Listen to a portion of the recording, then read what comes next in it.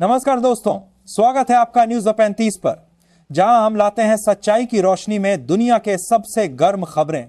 मैं हूं आपका दोस्त और आपका गाइड सुधीर चौधरी। आज का दिन है एक ऐसा दिन जो इतिहास के पन्नों में लिखा जाएगा। भारत ने पाकिस्तान के फाइटर जेट्स को कैसे धूल चटा दी। हां, आप सही सुन रहे हैं। ऑपरेशन सिंदूर, वो सीक्रेट मिशन जिसमें हमने 12 से 13 पाकिस्तानी एयरक्राफ्ट को उजाड़ दिया, जैसे F-16 और JF-17। यह बात खुलकर सामने आई है कल ही 3 अक्टूबर 2025 को इंडियन एयरफोर्स के air chief marshal APE Singh ji के मुंह से। लेकिन पहले एक सवाल, क्या आप जानते थे कि यह सब शुरू हुआ था एक छोटे से अटैक से? पहलगाम में टेरर का हाथ और फिर भारत का जवाब जो पाकिस्तान को हिला गया।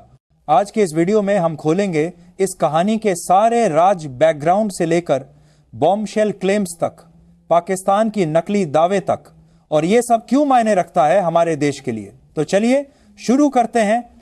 लाइक कीजिए, सब्सक्राइब कीजिए न्यूज 35 को और बेल आइकन दबा दीजिए ताकि आपको हर ब्रेकिंग न्यूज मिले।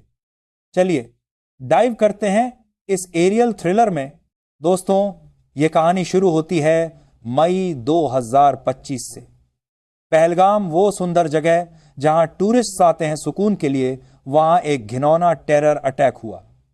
दर्जनों मारे गए और इंटेलिजेंस ने सीधा इल्जाम लगाया पाकिस्तान बेस्ड ग्रुप्स पर। भारत चुप नहीं बैठा। प्राइम मिनिस्टर के ऑर्डर पर इंडियन एयरफोर्स ने लॉन्च किया ऑपरेशन सिंदूर, एक प्रिसीजन स्ट्राइक जो टेररिस्ट कैंप्स, एयरबेस, रडार्स और कमांड सेंटर्स को टारगेट किया पाकिस्तान ने। यह थी हमारी जवाब की गूंज, टिट फॉर टैट, लेकिन बिल्कुल कैलकुलेटेड। अब इमेजिन कीजिए, रात के अंधेरे में हमारे राफेल जेट्स और S-400 सिस्टम्स जैसे शेर बनकर उभरे। Air chief marshal AP Singh ji ने कल ही बताया, हमने 12 से 13 पाकिस्तानी मिलिट्री एयरक्राफ्ट को तबाह कर दिया। उसमें शामिल थे अमेरिका के F-16 और चीन के JF-17। हाँ, 4-5 F-16 तो ग्राउंड पर ही न्यूट्रलाइज कर दिए गए, और बाकी एरियल डॉग फाइट्स में ये नंबर सिर्फ नंबर्स नहीं है दोस्तों, ये हमारी मिलिट्री पावर का प्रूफ है। S-400, वो रूसी सिस्टम जो हमने खरीदा था, उसने मोस्ट जेट्स को नीचे उतारा। सिंह जी ने कहा, पाकिस्तान के काउंटर क्लेम्स वो तो बस फैंसीफुल स्टोरीज हैं। ये स्ट्राइक इतनी एक्यूरेट थी कि पाकिस्तान के रडार्स, रनवे, हैंगर्स सब बर्बाद। ऑपरेशन खत्म हुआ सीज फायर से, जब पाकिस्तान ने डी एस्केलेशन मांगी। लेकिन अब सवाल ये, क्यों भारत ने 5 महीने बाद ये रिवील किया? शायद डिप्लोमेसी के लिए, या फिर अब सही टाइम आ गया था सच को बोलने का। अब सुनिए पाकिस्तान का साइड, क्योंकि न्यूज में सिर्फ एक तरफ नहीं, 2 तरफ होती है। इस्लामाबाद ने इन क्लेम्स को इम्प्लॉजिबल और इल टाइम्ड कहा है। डिफेंस मिनिस्टर ख्वाजा आसिफ ने चैलेंज किया, चलिए दोनों मुल्कों के एयर फ्लीट्स को इंटरनेशनल वेरिफिकेशन के लिए खोल दें। प्राइम मिनिस्टर शहबाज शरीफ ने UN जनरल असेंबली में बोला, हमने 7 इंडियन जेट्स गिराए। हां, आपने सही सुना, वो कहते हैं हम उनके ऊपर थे।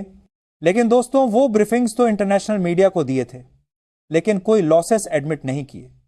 ये डिनाइल गेम चल रहा है, जैसे हमेशा होता है इन 2 न्यूक्लियर पावर्स के बीच। लेकिन सोचिए, इंडिपेंडेंट वेरिफिकेशन अभी तक नहीं हुआ क्योंकि यह सेंसिटिव है। X पर माइनस पहले ट्विटर इंडियन यूजर सेलिब्रेट कर रहे हैं, मीम्स बना रहे हैं, और पाकिस्तानी साइड डिनाइल्स एम्पलीफाई कर रही है। यह पब्लिक डिस्कोर्स मिरर है नेशनल नैरेटिव्स का। आपका क्या ख्याल है, कमेंट में बताइए। क्या भारत जीता ये राउंड, या पाकिस्तान की स्टोरी में कुछ दम है? यह सिर्फ जेट्स की बात नहीं, यह पावर बैलेंस की बात है। भारत का S-400 अब एक लेजेंड बन गया, और पाकिस्तान को सोचना पड़ेगा अपने एलाइज US और चीन पर डिपेंड करने का। अगर यह एस्केलेट होता तो क्या होता, सोचकर ही शिरकार आ जाए। दोस्तों, अब थोड़ा एनालिसिस। यह ऑपरेशन सिंदूर सिर्फ मिलिट्री विन नहीं, बल्कि स्ट्रेटेजिक मास्टर स्ट्रोक था। हमने दिखाया कि टेरर को सपोर्ट करने का सबक सिखाया जाएगा बिना फुल वॉर के। IF की ट्रेनिंग, टेक और करेज सब टॉप नॉच। लेकिन यह रिमाइंडर भी है, भारत पाकिस्तान राइवलरी कभी खत्म नहीं होती। अगला चैप्टर क्या होगा, डिप्लोमेसी और स्ट्राइक्स या फिर पीस टॉक्स?